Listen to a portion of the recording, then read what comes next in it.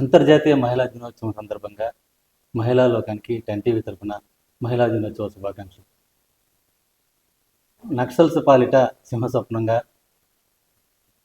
సంఘ విద్రోహ శక్తులకు గుండెలో నిద్రపోతూ వాళ్ళని ఆడలెత్తించినటువంటి ఉమేష్ చంద్ర ఐపీఎస్ మనందరికీ తెలిసిన వ్యక్తి. అయితే సంఘ విద్రోహ శక్తిలో ఆయన హత్యగా పడటం, ఆ తర్వాత ఆయన లేని లోటును జయించి ఆ చీకటి కోణం నుంచి కూడా వెలుగులోకి పరిగెత్తుతూ ముందుకు సాగుతున్నటువంటి ఆయన కుటుంబం ఏ విధంగా ఉంది, ఆయన సతీమణి ఏం చేస్తున్నారు, అయితే చీకటి కోణాల నుంచి కూడా బయటకు వచ్చి ఇప్పుడు సమాజానికి సేవ చేస్తున్నటువంటి చదలవాడ నాగరాణి ఐఏఎస్ ప్రస్తుతం మనతో ఉన్నారు. ఒకసారి ఆవిడని అంతర్జాతీయ మహిళా దినోత్సవం సందర్భంగా మహిళా లోకానికి స్ఫూర్తిగా నిలిచినటువంటి ఆవిడ జీవితం ఏ విధంగా ఉంది, మహిళలకు ఆవిడ ఏ విధంగా చెప్తున్నారు, ప్రస్తుతం ఆవిడ మన టెన్ టీవీ స్టూడియోలో ఆవిడతో మాట్లాడతాం. నమస్తే మేడం, అంతర్జాతీయ మహిళా దినోత్సవ శుభాకాంక్షలు టెన్ టీవీ తరఫున.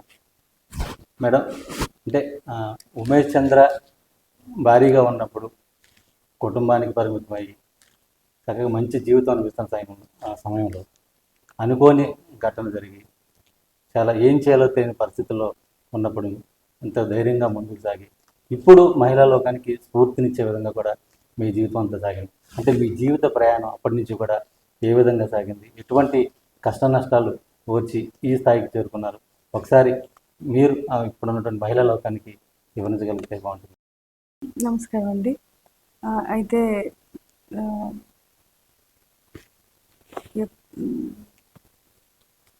చాలా చిన్న వయసులోనే ఇట్లా ఉమేష్ గారిది అందరికీ తెలిసిందే. ఆ రోజు ఆ సంఘటన తెలిసాక అసలు మాకు తట్టుకోలేకపోయాము. అసలు ఆ విషయంలోంచి, ఆ బాధలోంచి, భయంలోంచి బయటపడడానికి అనేక సంవత్సరాలు పట్టింది. అయితే మా ఇల్లా సపోర్టు అంతా కూడా కొంచెం నాకు ఈ బాధలోంచి బయటకు రావడానికి ధైర్యం ఇవ్వడానికి ఉండింది. అయితే వీరితో పాటు నేను ఎప్పుడైతే ఇది జరిగిందో అప్పటి నుంచి కూడా నేను ఈ రామకృష్ణ మఠకు వెళ్ళడము, స్వామి వివేకానంద ఫిలాసఫీ చదవడం, రామకృష్ణ పరమహంస వారి గోస్పెల్ ఆఫ్ శ్రీరామకృష్ణ అని అసలు ప్రతిరోజు చదువుతూ ఉంటాను నేను. వారి యొక్క ప్రసంగాలు కానీ, వారి యొక్క భక్తులకి వారు ఇచ్చిన ఆదర్శనీయమైన ఈ సూచనలు, వారు చూపించిన దారిలో నాకు కొంతవరకు స్వాంతన పొందింది, ధైర్యం వచ్చింది, దాని ముందుకు నడవడానికి ఒక దారి దొరికింది. అంటే ఆయన హత్యగా బాబు కూడా చిన్నపిల్లలు, మీకు కూడా బయటికి అప్పటి వరకు రాని పరిస్థితి, అంటే జీవితం ఏ విధంగా ముందుకు వెళ్ళాలి, మనం ఏ విధంగా ఉండాలనేది కూడా, అంటే చాలా డిప్రెషన్లో ఉన్న పరిస్థితులు, వాటిని అధిగమించి మీరు ముందుకు సాగడం జరిగింది. అంటే ఇప్పుడు చాలామంది మహిళలు ఏమైనా చిన్న విషయం జరిగితే తమ జీవితం అంతా కూడా అయిపోయిందని బాధపడుతున్న పరిస్థితులు ఉంటాయి, వారికి మీరు అయితే ప్రతి ఒక్కరికి కూడా సమస్యలు లేనివారు అనే కుటుంబము ఉండదు, సమస్యలు లేని వ్యక్తి భూమి మీద ఎవరు ఉండదు. అయితే ఒక్కొక్కరికి పెద్ద సమస్యలు ఉంటాయి, ఒక్కొక్కరికి చిన్న సమస్య ఉంటాయి. కొంతమంది ఏంటంటే చిన్న సమస్యని చాలా పెద్ద సమస్యగా కూడా ఊహించుకుంటారు. బట్ ఎంత పెద్ద సమస్య అయినా కానీ దాన్ని ధైర్యంగా ఎదుర్కోవాలి. ఈ రోజున్న బాధ, ఈరోజు ఎదుర్కొన్న కష్టం, ఈరోజు ఎదుర్కొన్న బాధ కొన్ని రోజుల తర్వాత చూస్తే అది 10 రోజులు అవ్వచ్చు, కొన్నిసార్లు అది సంవత్సరం 2 సంవత్సరాల తర్వాత అది చిన్నగానే అనిపిస్తుంది. ఆ బాధ వచ్చినప్పుడు, ఆ కష్టం వచ్చినప్పుడు తట్టుకుని నిలబడగలిగితే ఒక జీవితం ఉంటుంది అనేది అందరూ గుర్తుంచుకోవాలి. ఆ సమస్యతోటి జీవితం ముగిసిపోదు. ఆ ధైర్యంగా తట్టుకుని నిలబడడంలోనే, ఆ ధైర్యం చూపడంలోనే ఒక జీవితం ఉంటుంది అనేది తెలుసుకుంటే ఖచ్చితంగా జీవితంలో వచ్చే మార్పుల్ని ఆస్వాదించడానికి వీలుంటుంది. ఉమేష్ చంద్ర గారు అంటే మీకు ఎటువంటి సూచనలు సలహా ఇచ్చేవాళ్ళు, అంటే జీవితంలో ముందుకు రావడానికి ఏ విధంగా ఉండాలని చెప్పేవారు? అంటే పోలీస్ ఆఫీసర్లతో, అంటే అధ్యయనం చెందిన వాళ్ళు ఎవరికి కూడా విగ్రహం లేని పరిస్థితి. ఫస్ట్ టైము అంటే మన ఆంధ్రప్రదేశ్ కలిసి ఉన్నప్పుడు హైదరాబాద్ నగరంలో ఉమేష్ చంద్ర గారి స్టాచ్యూ కూడా పెట్టి అందరూ కూడా నివాళులర్పించిన పరిస్థితి. అంటే ఎలా అనిపిస్తాయి అంటే ఆ సిచ్యువేషన్ చూసినప్పుడు కానీ, ఆ విగ్రహం చూసినప్పుడు కానీ, తిన్నప్పుడు కానీ ఏ విధంగా ఉంటుంది? అంటే ఉమేష్ చంద్ర గారి గురించి తలుచుకుంటే విగ్రహం చూసినప్పుడే కాదు, వారి గురించి తలుచుకుంటే కూడా ఒకలాంటి స్ఫూర్తి వస్తుంది. అంటే వారు చాలా నిబద్ధతతోటి, చాలా డెడికేషన్తో వర్క్ చేశారు. అంటే ఆయన చేసిన ఏ వర్క్ అన్నా కానీ, ఏ జిల్లాలో చేసినా కంప్లీట్ డెడికేషన్తో చేసేవారు. ప్లస్ అందరినీ, అక్కడ ఉండే స్టాఫ్ అందరినీ కూడా కలుపుకొని వెళ్ళేవారు. అంటే ఎలా ఉండేది అంటే ఆయన ఇచ్చే మోటివేషన్ కానీ, ఆయన ఇచ్చే ధైర్యం కానీ, అక్కడికి వెళ్ళాలి అంటే అది ఎంత రిస్కీతో కూడిన పనన్నా కూడా సిబ్బంది అంతా కూడా చేసేవారనమాట. అంటే అలా చేయబట్టే ఆయన పేరు ఈరోజు అందరం గుర్తుపెట్టుకుంటున్నాము. అలాగే ఆయన టైంలో ఎవరు చేయలేనంత యాక్టివిటీస్ కానీ చేయడం జరిగింది. ఆయనతో ఉన్న మెన్ అందరూ కూడా అంత ధైర్యంగా ఈ ఎక్స్ట్రీమిస్ట్ యాక్టివిటీస్లో ఉన్న అవన్నీ కూడా ఎలిమినేట్ చేయడం, కంట్రోల్ చేయడం అంతా కూడా చాలా పెద్ద స్థాయిలో చేశారు. అదొకటే కాకుండా ఈ ఫ్యాక్షనిస్ట్ జిల్లాల్లో వర్క్ చేసినప్పుడు కూడా అక్కడ కూడా అదే విధంగా ఉత్తి ఫ్యాక్షన్ అనే కాకుండా అక్కడ ఈ ఇలీగల్ యాక్టివిటీస్ కంట్రోల్ చేయడం, తర్వాత విమెన్కి సంబంధించి కూడా రక్షణ కల్పించడంలో అత్యద్భుతమైన చర్యలన్నీ కూడా తీసుకున్నారు. ప్రతిరోజు ఈవినింగ్ అయ్యేటప్పటికి కొన్ని వందల మంది ఆయన కలవడానికి వచ్చేవారు, అందరినీ కలిసేవారు, అందరికీ ఒక భరోసా వచ్చేది. ఖచ్చితంగా అక్కడ వాళ్ళు ఏదైతే ఇబ్బందితో వచ్చారో, ఏదైతే సమస్యతో వచ్చారో ఆ సమస్యకు పరిష్కారం కూడా దొరికేది వారికి. ఒక అధికారిగా కాకుండా అంటే సమాజానికి మనం సేవ అందిస్తున్నాం, వాళ్ళ సమస్యలను మనం పరిష్కరించగలుగుతున్నాం, సమస్యలు ఉండబట్టి వాళ్ళు మన దగ్గరికి వస్తున్నారు అంటూ కూడా ఎంతో ఆప్యాయంగా అందరిని కూడా పలకరించేవాళ్ళు. ఇప్పుడు అటువంటి పరిస్థితి నుంచి కూడా అంటే ఆయన హత్యగా ఉంటున్న తర్వాత మీరు మళ్ళీ ఈ స్టేజ్కి రావడానికి సంబంధించి ఈ మధ్యలో అంటే ఎంత సమయం పట్టింది, మీరు ఏ విధంగా మోటివేట్ అయ్యి బయటకు వచ్చారు? అంటే బాధలోంచి బయటికి రావడానికి చాలా టైమే పట్టిందండి, చాలా సంవత్సరాలే పట్టింది. కాకపోతే ఏంటంటే మనకి శ్రీరామకృష్ణ పరమహంస ఫిలాసఫీ కానీ, స్వామి వివేకానంద ఫిలాసఫీ కానీ చూస్తే మనకు ఒకటి చెప్తారు, మనకున్న సమస్య ఖచ్చితంగా పెద్దగానే అనిపిస్తుంది, బట్ పక్కవారి సమస్యను కూడా చూడండి, చూస్తే మన సమస్య మనకున్న సపోర్టు దాని విలువ అర్థమవుతుంది. సో పక్కవారి సమస్య ఎప్పుడైతే మనం చూసామో మనం మన వారికి ఏ విధంగా సహాయం చేయగలమా అని ఆలోచించే విధానంలో మన సమస్యని మనం దాటుకుని రావడానికి కూడా వీలు కలుగుతుంది.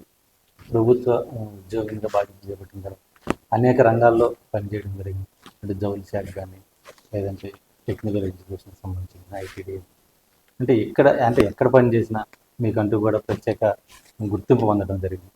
మీకు బాగా నచ్చింది, నేను ఈ పని చేశాను, నాకు ఇది బాగా మనస్తృప్తిని కలిగించింది అనే సిచ్యువేషన్ ఏమి? అది చాలా ఉన్నాయండి, అన్నీ ఇప్పుడు ఏం చెప్పలేను. కానీ ప్రతి చోట అంటే నేను ఫస్ట్ నల్గొండలో ఆర్డీఓగా స్టార్ట్ చేసినప్పుడు కానీ, కర్నూలులో ఆర్డీఓ చేసినప్పుడు కానీ, ఐటీడీఎస్లో కానీ చాలా అలాగ గుర్తుండిపోయి చాలా ఉన్నాయి. ఉదాహరణకి కర్నూలు తీసుకుంటే ఓరకల్లో ఒక 40 ఎకరాలు ల్యాండ్ సీలింగ్లోకి వెళ్ళిపోయిన ల్యాండ్, అది ఎన్నో సంవత్సరాలుగా అది సాల్వ్ అవ్వంది. నా టైంలో నేను రిక్వెస్ట్ చేస్తే అది సాల్వ్ అయింది, ఇమీడియట్గా సాల్వ్ అయింది. అది అట్లా అయింది అంటే కూడా నేను చెప్పలేను. అది వెంటనే అక్కడ ముందుకు వచ్చి ఇచ్చేసేయడం అయింది. అందరికీ కూడా, రైతులకు కూడా పంచడం జరిగింది, చిన్న సన్నగా రైతులందరికీ కూడా ఆ భూములు ఇవ్వడం జరిగింది. దాంతోపాటు ఐటీడీఏలో కొన్ని వేల ఎకరాల్లో జీడి మామిడి తోటల పెంపకం కానీ, ఇట్లా మనం ఫోకస్ పెడతాము, ఫోకస్ పెడితే పని ఉంటుంది, పని జరగాలి, అచీవ్మెంట్స్ కూడా ఉంటాయండి. అలాగే ఐటీడీ టెక్నికల్ ఎడ్యుకేషన్ సంబంధించి కూడా టెక్నికల్ ఎడ్యుకేషన్లో చాలా తక్కువ ఉద్యోగాలు, అంటే పాలిటెక్నిక్ చదవడం ఇట్లా చాలా తక్కువ ఉద్యోగాలు వస్తూ ఉంటాయి. అట్లాంటిది మీరు ఉద్యోగాల శాతాన్ని కూడా మొత్తం పెంచడం జరిగింది విద్యార్థులకు సంబంధించి కూడా, అంటే వందల నుంచి కూడా వేలకు జరిగింది. అంటే ఇది ఎలా సాధ్యమైంది, అంటే ఏ విధమైన ఆలోచన ఎక్కువ మందికి?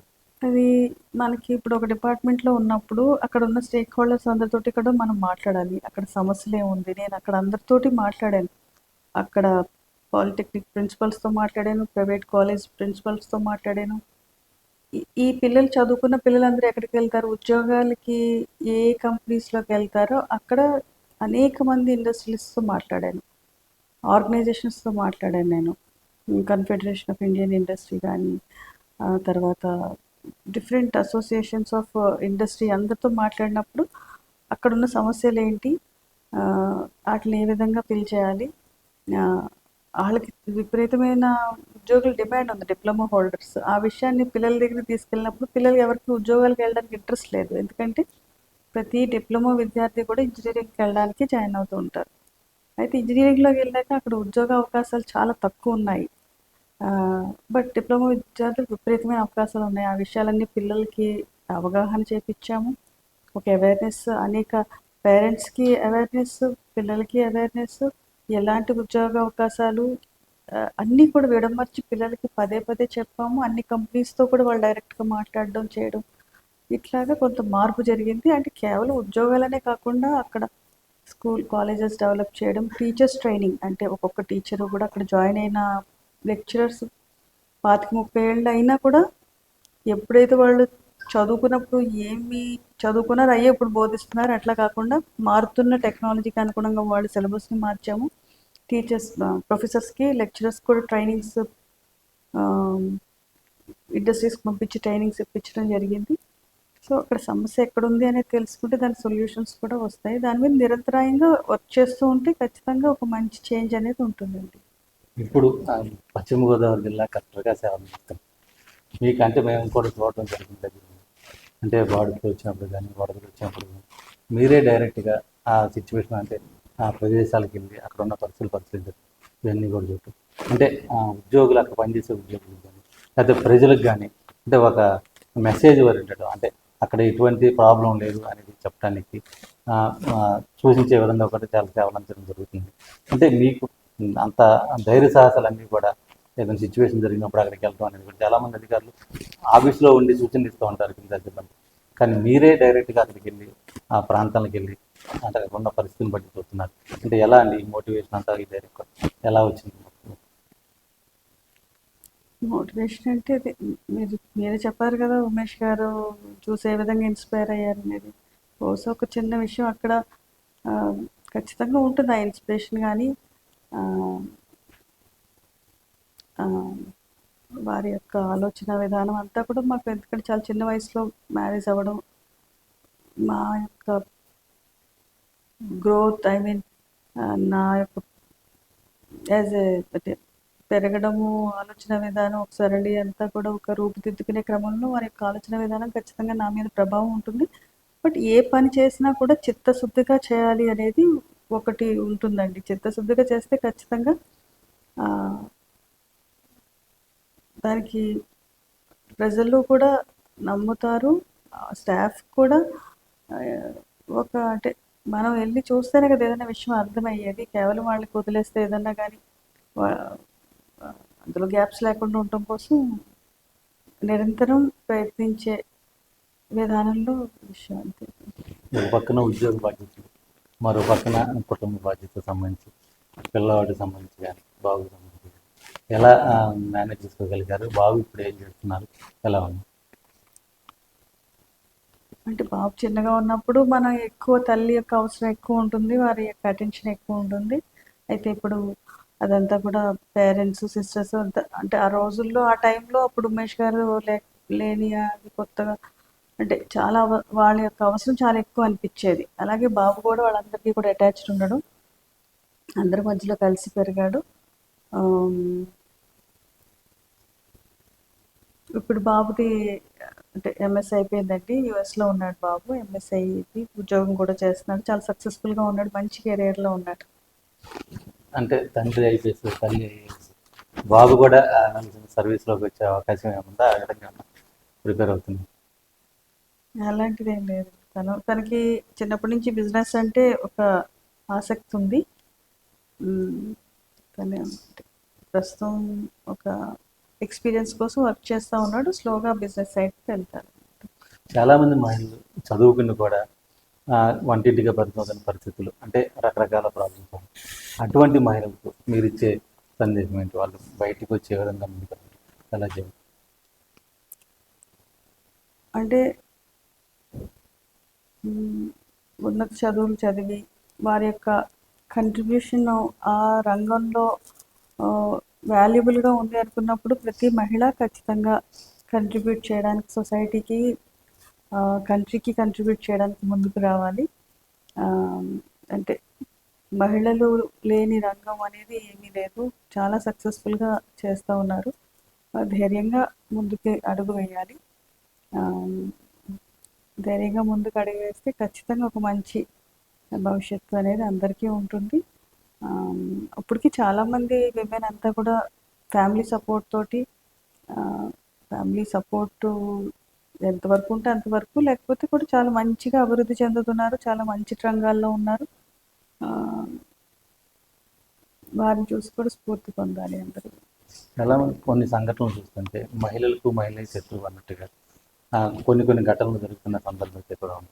అటువంటి మహిళలకు సంబంధించి కూడా మీరు ఏ విధంగా చెప్తారు? అంటే మహిళలు అభివృద్ధి చెందుతూనే సమాజం అభివృద్ధి చెందుతుందని చెప్తున్నారు.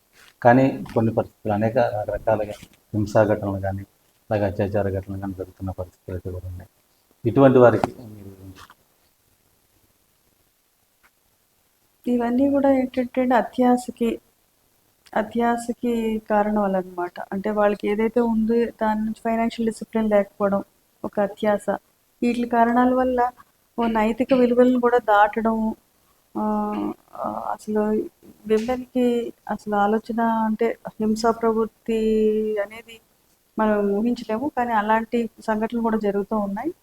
ఆ, ఇదే పిల్లల్ని మనం పెంచేటప్పుడే పిల్లల్ని ఒక బాధ్యతాయుతంగా పెంచడం, సమాజంలో ఒక రెస్పాన్సిబుల్ సిటిజన్స్గా చేయడం అనేది తల్లిదండ్రులు, స్కూల్స్, ముఖ్యంగా తల్లిదండ్రులు చేయాల్సిన బాధ్యత అండి అది. ఆ తర్వాత ప్రతి సిటిజన్ కూడా వాళ్ళ లిమిట్స్ వాళ్ళు ఉండాలి. ఎప్పుడు కూడా లైన్స్ నైతికంగా కానీ ఈ లైన్స్ దాటకూడదు, మోరల్గా ఆ లైన్స్ దాటకూడదు అనేది ఒకటి పెట్టుకోవాలి అది. మీ మీ జీవితమే ఒక స్ఫూర్తిగా ముందుకు సాగడం జరిగింది. మీరు కొన్ని అనేక కష్ట నష్టాలను వచ్చుకొని రావడం జరిగింది. కానీ ఇప్పుడు మీరు ఉన్నటువంటి మహిళలకి వచ్చేటువంటి యువతరానికి ఎటువంటి సందేశాన్ని ఇవ్వబోతున్నారు? యువతరానికి ఇప్పుడున్న మహిళలకి ఇక ఆకాశమే హద్దు.